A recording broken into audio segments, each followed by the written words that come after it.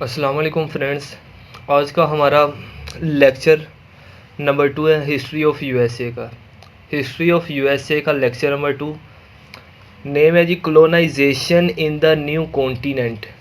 جو نیا کانٹیننٹ بنا ہے اس میں کولونائزیشن کسے بولتے ہیں؟ کولونائزیشن بولتے ہیں نو آبادیات کو. نو آبادیات کسی نئے لوگوں کا آ کر کسی جگہ پر رہنا، اسے کیا بولتے ہیں؟ نو آبادیات. ان سمپل ورڈز کے کوئی سوسائٹی بنتی ہے، سوسائٹی میں آ کے جب سٹارٹنگ میں وہ ایمپٹی ہوتی ہے، ویکنٹ ہوتی ہے. جب نئے لوگ وہاں پہ آ کر رہتے ہیں، وہاں پہ گھر بساتے ہیں، رہنا شروع کر دیتے ہیں، وہاں پہ آبادی ہو جاتی ہے. نو آبادیات یعنی کہ کسی جگہ کو نئے سرے سے منظم کرنا، آباد کرنا.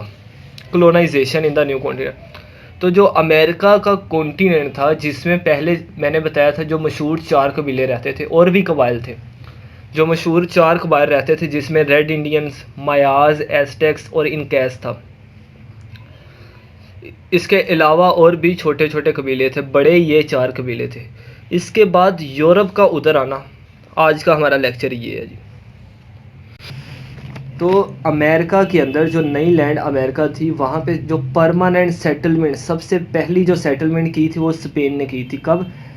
ان the mid of 15th century, 15ویں صدی کے مڈ میں جو پرماننٹ سیٹلمنٹ یعنی کہ امریکہ پر پرماننٹ جو آ کر رہنا شروع ہوئے تھے، وہ کون سے لوگ تھے؟ اسپین. وہ امریکہ کی کس ریاست میں آ کر رہنا شروع ہوئے تھے؟ وہ امریکہ کی ریاست ایسٹی اگسٹائن ان فلوریڈا. وہ فلوریڈا کی ریاست میں آ کر رہنا انہوں نے سٹارٹ کیا تھا جی. جب اسپین کے لوگوں نے in the middle of 15th century امریکہ کی ریاست فلوریڈا میں آ کر رہنا شروع کر دیا، تو اس کے بعد جو یورپین لوگ تھے، باقی یورپ کے کنٹریز تھے، انہوں نے بھی مائیگریشن سٹارٹ کر دی ٹورڈز امریکہ. وہ بھی گریجولی آہستہ آہستہ امریکہ کی طرف موو ہونا شروع ہو گئے. امریکہ کی طرف موو ہونے کی وجہ کیا تھی؟ یہ میں پہلے بھی بتا چکا ہوں کہ کیونکہ جو سب سے بڑا ایگریکلچر کا ڈپارٹمنٹ ہے، ایگریکلچرل ڈپارٹمنٹ، کیونکہ جو یورپ ہے اس کی جو زمین ہے وہ زرخیز نہیں تھی، جس کی وجہ سے لوگوں کو وہ ایشیا پر ڈپینڈ کرتے تھے ان ٹرمز آف ایگریکلچر.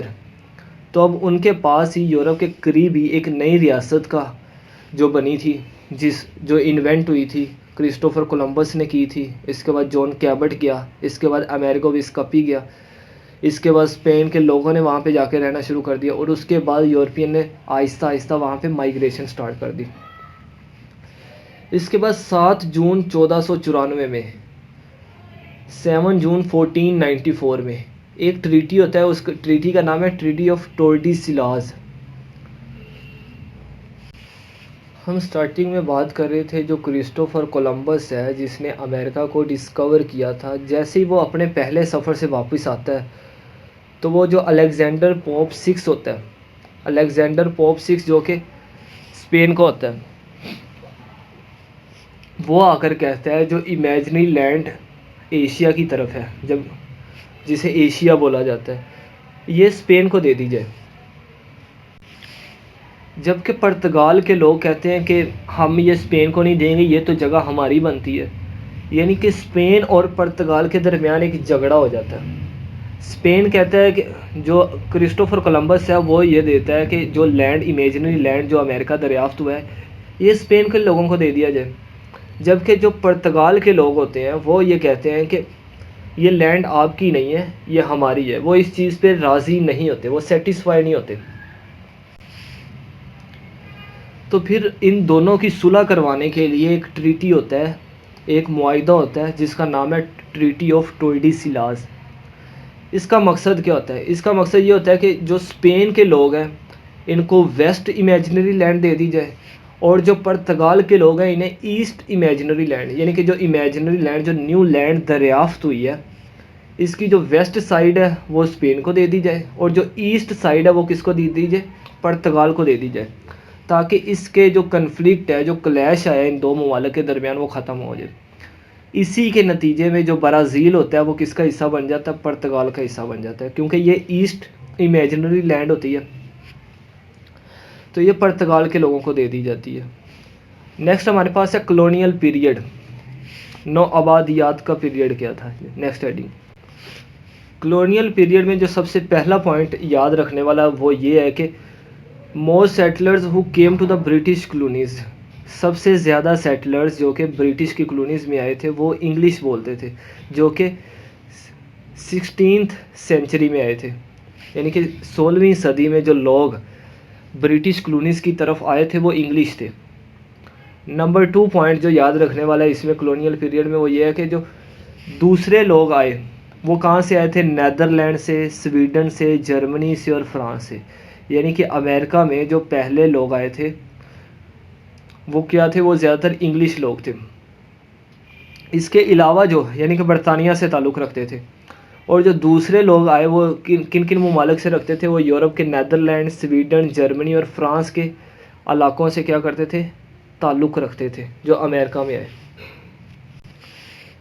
وہاں کے لوگوں کا اپنی جگہ چھوڑنے کا مقصد کیا تھا؟ کیونکہ وہاں پہ کیا چل رہی تھی؟ یورپ میں ایک کنفلکٹ پیدا ہو گیا تھا، وار کا ماحول بن گیا تھا، پولیٹیکل دباؤ بہت زیادہ تھا، یعنی کہ سیاسی دباؤ بہت زیادہ تھا. تو وہ جنگ سے جان چھڑانے، سیاسی دباؤ سے جان چھڑانے اور جو ریلیجیس کنفلکٹ، جو فرقہ واریت یورپ میں بڑھتی جا رہی تھی اس سے جان چھڑانے، اور کچھ لوگوں پہ پریزن سینٹنس تھی، کچھ لوگوں کو پھانسی کی سزا دی جا چکی تھی، کسی کو سزائے موت تھی، کسی کو 5 سال کی سزا، کسی کو 10 سال کی سزا. جو یورپ کے لوگ تھے وہ اس لیے یورپ کو چھوڑ کے امریکہ چلے گئے تاکہ ان حالات سے وہ نکل سکیں. کیونکہ یورپ کے اندر اس وقت ماحول تھا جنگ کا ماحول تھا. دوسرا سیاسی دباؤ بہت زیادہ تھا، فرقہ واریت بہت زیادہ تھی، کچھ لوگوں پہ جیلوں سے بھاگ کر گئے، یعنی کہ کچھ پہ سزائے موت تھی، کسی کو پھانسی کی سزا تھی، کسی کو کچھ عرصے تک کی سزا تھی. وہ ان سارے معاملات سے نکل کر امریکہ چلے گئے. دوسرا پوائنٹ یہ یاد رکھنے والا ہے. اور یورپ والوں نے کیا کیا؟ جو بلیک افریقنس تھے انہیں بیچ دیا برٹش کو اور امریکہ کو. جب بلیک افریقن کو امریکہ اور برطانیہ کو بیچ دیا گیا تو وہ ان کے پاؤں میں بیڑیاں، شیکلز باندھی ہوئی تھی جب وہ امریکہ آئے بلیک افریقن. تو 1690 میں مردم شماری ہوئی تھی، تو اس مردم شماری کے مطابق 2,50,000 لوگ تھے 1690 میں. اور 100 سال بعد یہ آبادی 2.5 ملین تک چلی گئی، یعنی کہ 25 لاکھ تک چلی گئی. یعنی کہ صرف 100 سال کے اندر 100 سال پہلے یعنی کہ 1690 میں کتنی تھی؟ 2,50,000. اور 1790 میں یہی آبادی 2.5 ملین یعنی کہ 2.5 لاکھ سے 25 لاکھ تک پہنچ جاتی ہے دنیا کی آبادی. سوری، یہاں پہ دنیا کی آبادی بول دی ہے، یہاں پہ یورپ کی آبادی کی تذکرہ کرنا تھا کہ یورپ کی آبادی 1690 میں 2,50,000 تھی اور بعد میں 100 سال بعد 25 لاکھ ہو گئی. اس کا میں پہلے بتا چکا ہوں کہ جو سیٹلمنٹ ہوئی، جو لوگ وہاں پہ آئے ان کی ڈیفرنٹ ریزنز تھی. وہ ریزن میں بتا چکا ہوں کہ کچھ سیاسی دباؤ تھا، فرقہ واریت سے بچنا چاہتے تھے، کچھ کو سزائیں ہوئی تھی یورپ کے اندر وہ اس سے بچنا چاہتے تھے، وار کا ماحول تھا. تیسرا ایگریکلچر کا کوئی سسٹم نہیں تھا، مہنگائی بہت زیادہ تھی. صرف یہ وہ وجوہات تھی جو کلونیل پیریڈ کے اندر یورپ والے یورپ چھوڑ کے امریکہ نئی لینڈ میں گئے. ابھی تک ہم نے جسٹ اس کا انٹرو پڑھا کہ کلونائزیشن ہوتی کیا ہے، اس کے بعد ٹریٹی آف ٹورڈیسلاس کیا تھا، کلونیل پیریڈ کیا تھے. اس کے بعد ہمارے پاس نیکسٹ سلائیڈ ہے جس کا نام ہے کوزز آف کلونائزیشن، یعنی کہ کلونائزیشن کی وجہ کیا تھی. ان کے مین پوائنٹ پڑھتے ہیں. سب سے پہلا پوائنٹ ہے امپروومنٹ ان ٹیکنالوجی. یورپ کے اندر ٹیکنالوجی کے اندر امپروومنٹ آ رہی تھی. Europe improvement in technology, there occurred a rebirth of classical learning. وہاں کے لوگ کلاسیکل لرننگ کو دوبارہ پیدائش ہوگی، یعنی کہ کلاسیکل لرننگ کو سیکھنا شروع ہو گئے. کولمبس اور اس کے ساتھ جو دوسرے نیویگیٹر تھے جو نئی لینڈ کو دریافت کرنے والے تھے وہ ایک ایسے دور میں رہ رہے تھے جب کہ کریٹیوٹی پیک پہ تھی. جو کریٹیوٹی ہے آسمان کی بلندیاں چھو رہی تھی. اور سب سے بڑھ کر یورپ اپنا ہیوگ اماؤنٹ، اس وقت دنیا سب سے زیادہ اپنا پیسہ لگا رہی ہے فوج پہ، न्यूक्लियर रिएक्टर पे, बॉम्ब बनाने में, असला बनाने में, ताकि वो एक कंट्री दूसरे कंट्री पे अपना असर और रसूख बरकरार रख सके, अपना प्रेशर, अपनी ठाट बाट को कायम रख सके। लेकिन उस वक़्त यूरोप अपना सबसे ज़्यादा पैसे नेविगेटर्स पे लगाता था, और सबसे ज़्यादा नेविगेटर्स पे इसलिए लगाता था ताकि वो एशिया की तरफ शॉर्टेस्ट और सेफेस्ट, यानी कि जो सबसे छोटा हो और सबसे सिक्योर हो, महफूज हो, वो रूट ढूंढे, ताकि उनका एग्रीकल्चर की जो डिमांड है उसको जल्दी से जल्दी पूरा किया जा सके, ताकि लोग यूरोप के अंदर किसी तरह की कोई भी डिस्टर्बेंस पैदा ना हो। और यही वो दौर था जब यूरोपियंस ने टेक्नोलॉजी में इम्प्रूवमेंट की कि उन्होंने जो गन पाउडर जो पहले की ईजाद थी, उससे उन्होंने एक नई ईजाद बनाई जो सेलिंग कंपास थी। यानी कि ये जो कश्तियाँ, बोट वगैरह, सेलिंग खुद ब खुद वो पर्दा सा बांध के वो खुद ब खुद जिस तरफ हवा कर देते, यानी कि उसका रुख कर देते थे, बगैर बम्बू के कश्तियाँ चलाना। यानी कि उन्होंने एक नई लैंड को, एक नई जगह को ढूंढने में, दरियाफ्त करने में बहुत ज़्यादा मेहनत की, और सबसे ज़्यादा पैसा इन्वेस्ट इसी पे किया। ये इम्प्रूवमेंट इन टेक्नोलॉजी थी। उन्होंने शिप बनाने में अच्छी से अच्छी शिप बनाई, और मैप, नक्शे बनाना, शिप बनाना, सेलिंग कंपास बनाना, और अपने नेविगेटर पे सबसे ज़्यादा पैसे खर्च करना, ये इम्प्रूवमेंट इन टेक्नोलॉजी थी 1690 और 1790 के दरमियान में जो यूरोपियंस ने की। तो यूरोपियन ने सबसे पहला जो पॉइंट था, जो काजेज़ ऑफ कॉलोनाइजेशन है, वो इम्प्रूवमेंट इन टेक्नोलॉजी थी, क्योंकि यूरोप के अंदर टेक्नोलॉजी पीक पे थी। क्रिस्टोफर कोलंबस, जॉन कैबट, अमेरिगो वेस्पी, ये वो ऐसे नाम थे जिन्होंने नई से नई जगह दरियाफ्त की। दूसरा पॉइंट है हमारे पास रीनेसेंस इन यूरोप। रीनेसेंस, इसको रिवाइवल भी बोलते हैं, रीन्यूअल भी बोलते हैं, रीबर्थ, यानी कि किसी चीज़ का रिवाइव होना। यूरोप के अंदर रिवाइव आना, रीबर्थ आना, रीन्यू आना। तो यूरोप की तारीख पढ़ते हैं कि यूरोप के अंदर क्या क्या चीज़ें कब कब बदलती रही। तो जो 200 से लेके 1200 तक, 200 से लेके 1200 AD तक, इस एज को समझा जाता था कि ये डार्क एज है यूरोपियंस के लिए। 200 से लेके 1200 तक, यानी कि ये जो पहला 1000 साल था जिसको डार्क एज बोला जाता था, किसके लिए? यूरोपियंस के लिए, कि यूरोप एक अंधेर नगरी में रह रहा है जी। लेकिन 1200 के बाद जैसे 1400 AD आता है, तो 1400 AD से ऑनवर्ड जितना भी दौर है, ये यूरोपियन के लिए एक राइजिंग टाइम था। इसे समझा जाता था कि ये यूरोप अंधेर नगरी से निकल चुका है, क्योंकि 1400 में यूरोपियन ने अपनी ज़िंदगी के तमाम शोबाजात में तरक्की करना शुरू कर दी, जो मैं पहले बता चुका हूँ कि वो किन चीज़ों में तरक्की की।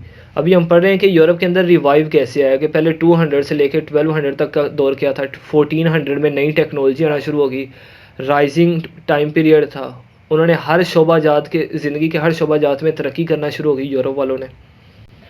उन्होंने नई से नई टेक्नोलॉजी दरियाफ्त की, मैप बनाए, यानी कि दुनिया को एक्सप्लोर करने का काम शुरू किया। आफ्टर 1450 क्या हुआ जी? ये जो प्रिंटिंग प्रेस इस वक्त चल रहा है, ये यूरोप की ही तख्लीक है। 1450 में यूरोप ने एक और तरक्की ये की कि प्रिंटिंग प्रेस बनाया, ताकि जो, यानी कि न्यूज़ चैनल का काम, तब तो न्यूज़ चैनल्स नहीं होते थे, लेकिन प्रिंटिंग प्रेस, प्रिंटिंग मीडिया लाजमी होता था, ताकि जो एक मुल्क की खबरें दूसरे मुल्क तक, या एक मुल्क की खबरें उसके बाशिंदों तक पहुंच सके। ये सबसे अहम कारनामा था यूरोप के अंदर, के लोगों को एजुकेट किया जा रहा है थ्रू न्यूज़पेपर।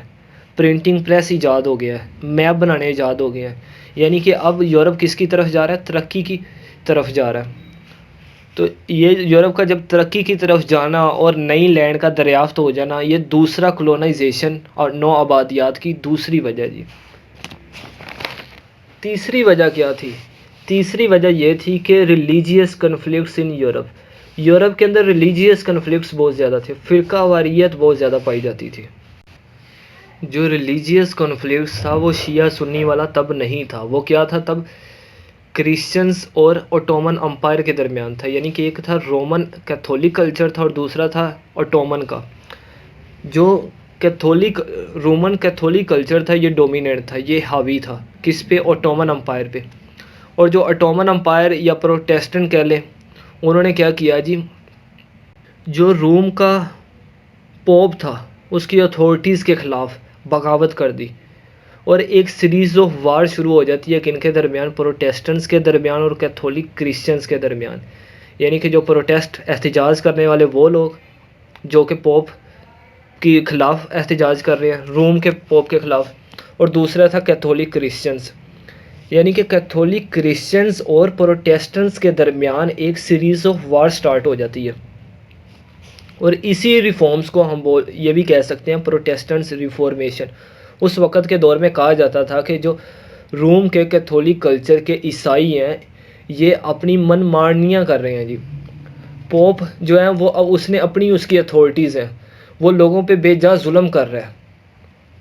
وہ جس قانون کو کہہ دیتا ہے اس پہ لاگو کرو، امپلیمنٹ کرو، اسی قانون کو امپلیمنٹ کیا جاتا ہے. تو لوگ اس کے خلاف کیا کرتے ہیں؟ اٹھ پڑتے ہیں. تو ان دونوں کے درمیان ایک سیریز آف وار شروع ہو جاتی ہے. اس سیریز آف وار کو ہم پروٹیسٹنٹس ریفارمیشن بھی کہہ سکتے ہیں. تو یہ تیسرا ریلیجیس کنفلکٹس ان یورپ، یہ تیسرا پوائنٹ وہ تھا جو کازز آف کولونائزیشن بنا. چوتھا پوائنٹ کیا ہے جی؟ چوتھا پوائنٹ ہے ایکسپینڈنگ ٹریڈ. تیسرا ایک نئے علاقے میں جانے کی وجہ وہ یہ تھی کہ 1453 میں اوٹومن امپائر، قسطنطنیہ کا جو امپائر تھا، بادشاہ تھا، اس نے کیا کیا جی، استنبول پہ حملہ کیا اور اس پہ ٹیکن اوور کر لیا. اس پہ یعنی کہ حملہ کیا اور اس پہ قبضہ کر لیا.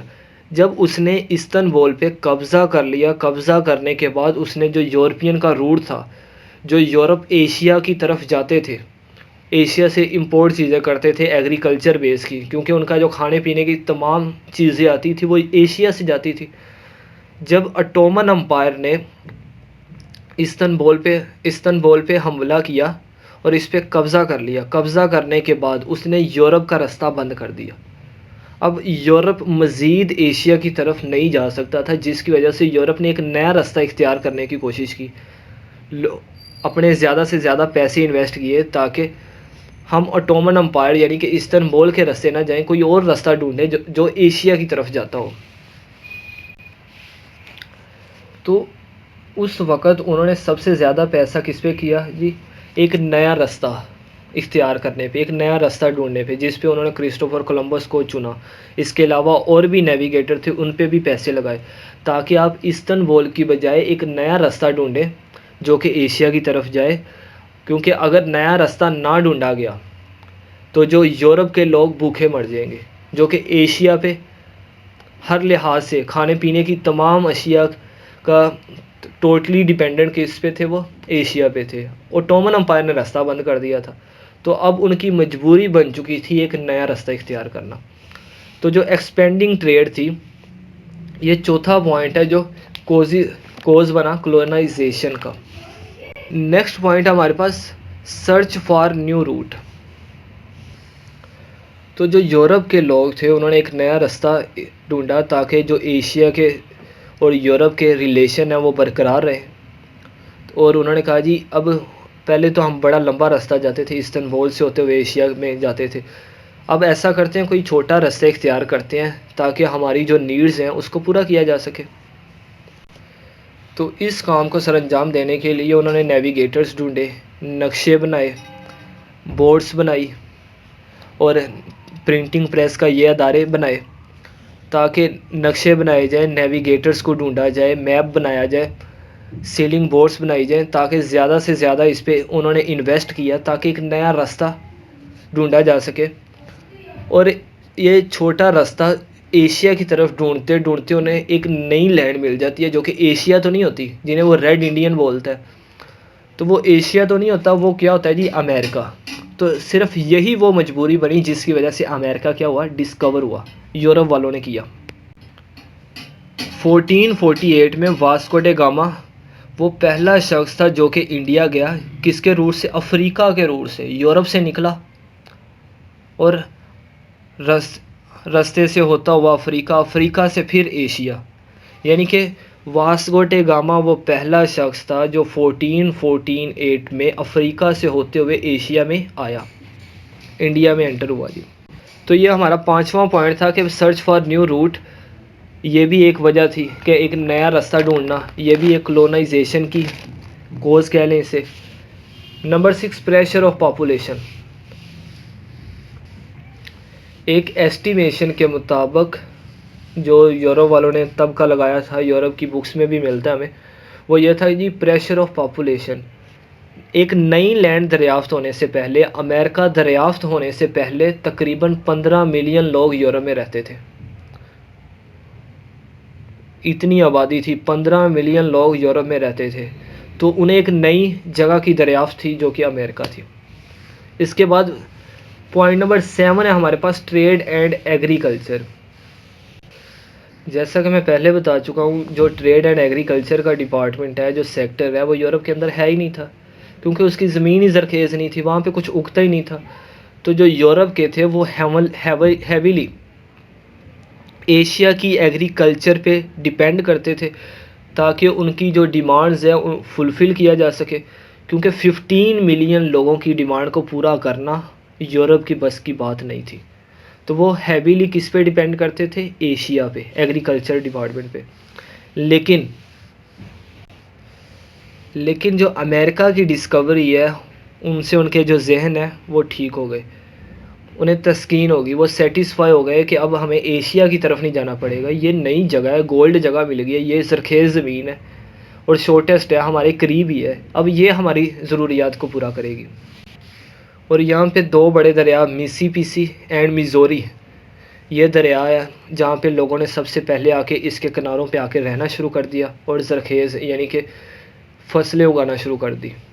تو یہ 7واں پوائنٹ تھا جو کوز ہے کولونائزیشن کا، trade and agriculture. Point number 8 کیا ہے جی؟ یہ کولونائزیشن یعنی کہ کیوں یورپ کے لوگوں نے یورپ چھوڑ کے امریکہ کو پسند کیا، ہم اس کے پوائنٹ ڈسکس کر رہے ہیں۔ ڈیزائر فار ویلتھ، یہ پوائنٹ نمبر 8 ہے ہمارا۔ تو ڈیزائر فار ویلتھ کیا کہتا ہے جی؟ جب امریکہ ڈسکور ہوا تو اس کو ایک گولڈن لینڈ کہا گیا۔ سٹارٹنگ میں پہلے بتا چکا ہوں پہلے لیکچر میں کہ امریکہ کے سٹارٹنگ میں نیم کیا تھے، تو اسے ایک گولڈن لینڈ یعنی کہ سونے کی زمین کہا گیا۔ کیوں؟ کیونکہ اس پہ ایگریکلچر تھا، یہ زمین بہت زرخیز تھی، اس میں دریا بہت زیادہ تھے، یہاں پہ جو چیز اگاؤ کو پڑتی تھی۔ اور لوگوں کے ذہنوں میں جو لوگ نیویگیٹرز تھے، جو شپوں پہ جاتے تھے ایشیا کی طرف، جو چیزیں امپورٹ کرتے تھے، انہوں نے یورپ کے دماغ میں یہ ڈال دیا جب امریکہ کی ڈسکوری ہوئی کہ امریکہ کے اندر بہت زیادہ سونا ہے، اگر ہم وہاں پہ دریا کے کنارے پہ دریاؤں کے کناروں پہ یا اس کی ریاستوں میں کھدائی کریں، وہاں پہ 4 ہی قبیلے رہتے ہیں، تو یہاں پہ جا کے اگر کھدائی کریں تو یہاں پہ ہمیں بہت زیادہ سونا مل سکتا ہے۔ تو یہ بھی ایک ادر فیکٹر تھا کولونائزیشن کا۔ لاسٹ پوائنٹ ہے ہمارے پاس امپیریل ریس، لاسٹ پوائنٹ نہیں ہے، سیکنڈ لاسٹ پوائنٹ ہے ہمارے پاس امپیریل ریس۔ امپیریل ریس یہ تھی کہ یورپ کے لوگ جلدی سے جلدی یورپ چھوڑ کے امریکہ جانا چاہتے تھے۔ کیوں؟ کیونکہ ان کے ذہن میں یہ تھا کہ یہاں پہ ہمیں کھانے کو بھی ملے گا فری میں، خود اگائیں گے خود کھائیں گے، فری والا حساب ہو گیا۔ دوسرا ان کے ذہن میں تھا کہ ادھر سونا بہت زیادہ ہے، تو ان کی نارمل پرسیپشن بن چکی تھی اگر ہم امریکہ جائیں گے تو امیر ہو جائیں گے، تو یورپ کے لوگوں نے تیزی سے مائیگریشن سٹارٹ کر دی امریکہ کی طرف۔ تو پرانے دنوں میں اسے یعنی کہ پرانے ڈیز میں، اولڈر ڈیز میں اسے یہ بھی کہا جاتا تھا جو امریکہ کی کلونیز ہیں اس میں میجورٹی بہت زیادہ ہو گئی کیونکہ یورپ کے لوگ بہت زیادہ یہاں پہ آ گئے، تو اس وقت یہی کنسیڈر کیا جاتا تھا کہ دنیا کے سب سے زیادہ لوگ امریکہ میں رہتے ہیں، ایشیا کے بعد زیادہ لوگ امریکہ میں رہتے ہیں اور یہی سپر پاور ہے، جو کہ آج کے دور میں سپر پاور یعنی کہ اکانومی اور ٹیکنالوجی میں ریپلیس ہو گئی ہے، جس میں چائنا سب سے آگے ہے۔ تو امپیریل ریس یہ 9 پوائنٹ ہے جو کوز بنا کولونائزیشن کا، کہ لوگوں کا ذہن کیا بن گیا؟ یورپ کو چھوڑ کے امریکہ کی طرف آنے کا۔ اب لاسٹ پوائنٹ ہمارے پاس ہے رویل پروکلیمیشن 1648 میں ویسٹ فالیا اور اسپین کے درمیان اور ڈچ ریپبلک کے درمیان، یہ تین کنٹریز کے درمیان، دو کنٹریز کے درمیان، اسپین اور ڈچ ریپبلک کے درمیان ایک ٹریٹی ہوتا ہے. اس کے ٹریٹی کا نام ہے ویسٹ فالیا، جو کہ 1648 میں ہوتا ہے. اس ٹریٹی کا مقصد کیا ہے؟ یہ ٹریٹی ہے کیا؟ اس ٹریٹی میں یہ ہوا کہ اسپین اور جو ڈچ ریپبلک، یعنی کہ جو پرتگال کے لوگ تھے اور جو باقی یورپ سے لوگ مائیگریٹ کر کے آئے تھے، اس ٹریٹی میں یہ، یعنی کہ جو یورپ کے کنٹریز ہیں ان کے درمیان یہ ٹریٹی ہوا جسے ویسٹ فالیا بولا جاتا ہے. اس ٹریٹی کا مقصد کیا تھا؟ اس ٹریٹی کا پرپز یہ تھا کہ جو بھی یورپ چھوڑ کے امریکہ میں آئے گا اس کو رائٹ ہے، وہ جس بھی جگہ پہ بیٹھ گیا وہ جگہ اس کی ہے. پہلی بات تو یہ، وہ جس بھی مذہب کو اختیار کرے گا اسے اس کے مذہب سے ہٹایا نہیں جائے گا. دوسرا پوائنٹ یہ تھا. تیسرا پوائنٹ یہ تھا کہ وہ جس جگہ سے جو چیز اگائے گا وہ اس کی ہے. تین پوائنٹ تھے. وہ یورپ کے لوگ، یعنی کہ اسپین کے ہوں یا ڈچ کے ہوں، وہ انہوں نے کہا تھا یورپ کے کسی بھی کنٹری سے بلونگ کرنے والے جب امریکہ میں مائیگریشن کریں گے، وہ جس جگہ پہ جا کے بیٹھ جائیں گے وہ جگہ ان کی. وہ جس دریا کے پاس بیٹھیں گے، جس جگہ کھدائی کریں گے اگر سونا نکلتا ہے تو وہ ان کا، جس جگہ وہ فصلیں اگائیں گے وہ ان کا. وہ کسی بھی مذہب کو اختیار کر کے رہ سکتے ہیں، ان پہ کوئی مذہب کا پریشرائز نہیں ہوگا، جو کہ یورپ کے اندر پایا جاتا تھا. تو یہ تھا رائل پروکلمیشن، جو ٹریٹی آف ویسٹ فالیا. جی یہ ہم نے 10 پوائنٹ ڈسکس کیے کوزز آف کلونائزیشن. یہ ہسٹری آف یو ایس اے میں بہت زیادہ دفعہ یہ کویشچن آ چکا ہے کہ کلونیل پیریڈ کیا ہوتا ہے، کلونائزیشن ان دا کانٹیننٹ کیا تھی، یا اس کا اسی طرح پوچھا جا سکتا ہے کہ کوزز آف کلونائزیشن بیان کریں. جی یہ 10 کوزز میں نے آپ کو کافی ڈیٹیل سے بتا دی ہے. تو ملتے ہیں نیکسٹ لیکچر میں. امید ہے آپ کو سمجھ آئی ہوگی. اللہ حافظ.